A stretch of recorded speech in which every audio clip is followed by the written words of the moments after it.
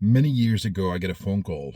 Somebody is asking information about my classes, and I start the explanation, and he very quickly mentions that he's the European cage fighting champion. To which I say, congratulations, that's really good, and continue explaining and giving him the information he wants. The conversation took about 5 minutes, and in those 5 minutes, he mentioned his European cage fighting championship title at least 3 times. He also mentions that he's a Taekwondo specialist and his Taekwondo teacher is afraid to spar with him because he's so good and he would win all the time. I'm like, that's really good. And move on to, finish my explanation. I figure as the call ends that I'm never going to hear that guy again because I've met these kinds of guys that live in this delusional world so many times over the years.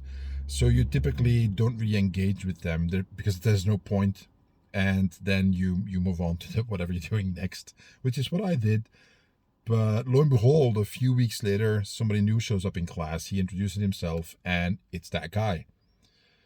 Now, when you picture in your head a European cage fighting champion, that is probably not the image you will see when you look at this guy. He was in his, let's say, maybe mid to late 30s, pot-bellied, a little bit disheveled in his appearance. I wouldn't say that his clothes were dirty, but he was not wearing a crisp uniform or workout gear. That's putting it mildly. But he introduced himself. We talk. I'm like, oh, you're a guy on the phone. Fine. Okay, great. This is how, you can change here, blah, blah, blah. And we get the class started. You also wouldn't expect a European cage fighting champion to not be in great shape, but that is exactly what happened. So we start warming up, which is just like, a little bit of running and movement exercise and so on. After 5 minutes, he's already puffing and having trouble breathing and keeping up. So, I signal my students and let them know, like, okay, chill out with this guy. There's no point here. He couldn't, when we start training, we do some technical training first. He couldn't do a proper jab or cross or let alone kicking technique was awful. And eventually we get to the sparring, which he explicitly asked about during the phone call. He wanted to spar. So we spar, and, I make him go with me first to see how he spars. The guy was nowhere. I mean, he probably, maybe had some training, but it was clear that he lacked fundamental skills. Like there wasn't really anything there to threaten anybody. So, I obviously didn't hurt him. I just made, light contact, or, when I threw a punch, I just keep my glove open, didn't close the fist, and just tapped him lightly, make contact so that he knows that, okay, this fist just landed in your face and you couldn't do anything about it. Same thing with my students. Everybody was, very chill with the guy.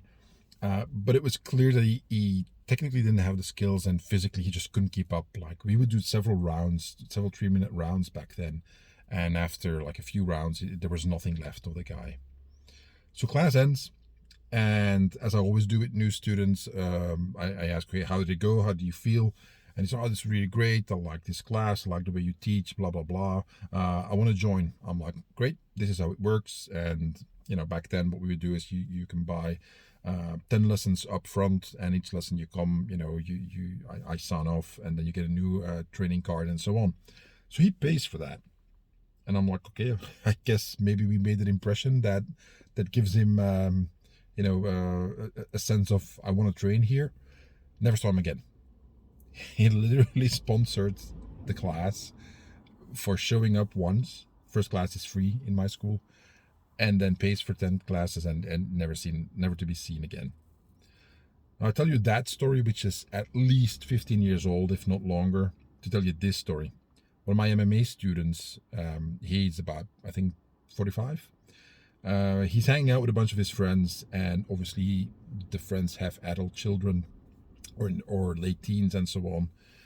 And one of the sons of the friends was talking all kinds of shit about how he was doing MMA and how he was beating all these people and blah, blah, blah.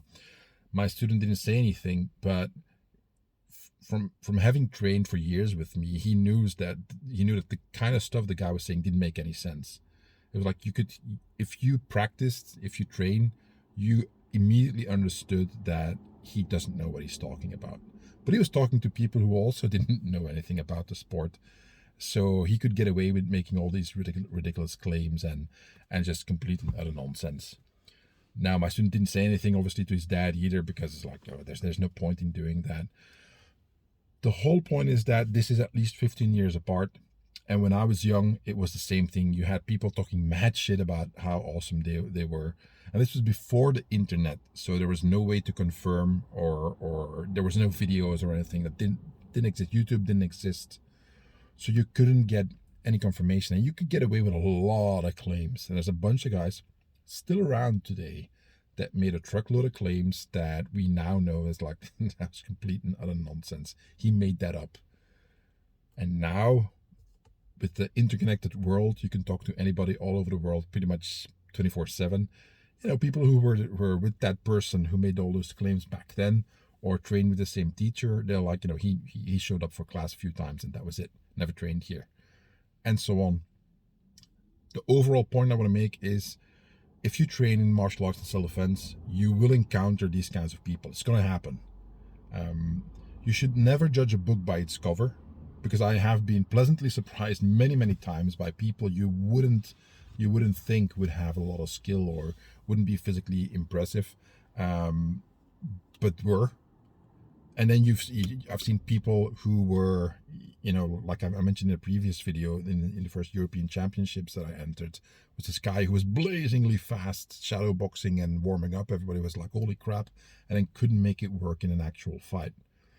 So you've got these two extremes here, and somewhere along the line are the guys that I just talked about, that live in their fantasy world, that they want to say they train. They want to claim that mantle of being, you know, a martial artist, MMA fighter, Muay Thai fighter, whatever, but they don't want to do the training. They don't want to actually do the work that is needed. I'll give you one final example. This is 30 years ago, a guy who would show up to class, and each time we sparred, it was good. The moment you hit him, he would ask a question. He would be like, oh, how do you do this? How do you do that? Because he didn't want to get, you know, more techniques. He didn't want to get punched more, didn't want to get kicked more. Like, oh, this hurts now. We stop now. This is my limit. That was a guy. When he landed on you, he was good to go. He could punch and kick you and you know, keep on going. But as soon as something came back, it's like, no. He picked up his marbles and wanted to go play elsewhere. And the way he did it was always like by asking questions. These kind of people exist. And again, there's nothing wrong with that per se, only it's that it's very delusional. Hopefully they never end up having to fight for real, because eventually that's going to end up really badly for them.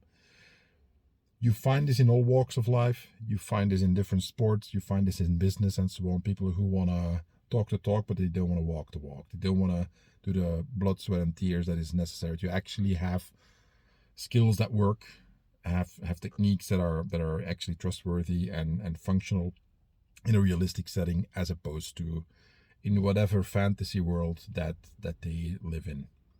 So caveat emptor, always be a little bit, not necessarily suspicious, but be on the lookout for those guys. You will find them. It will eventually happen. All right, that's it, guys. As always, if you enjoyed this, like, share, subscribe, all that kind of stuff. And then I'll talk to you next time. Bye.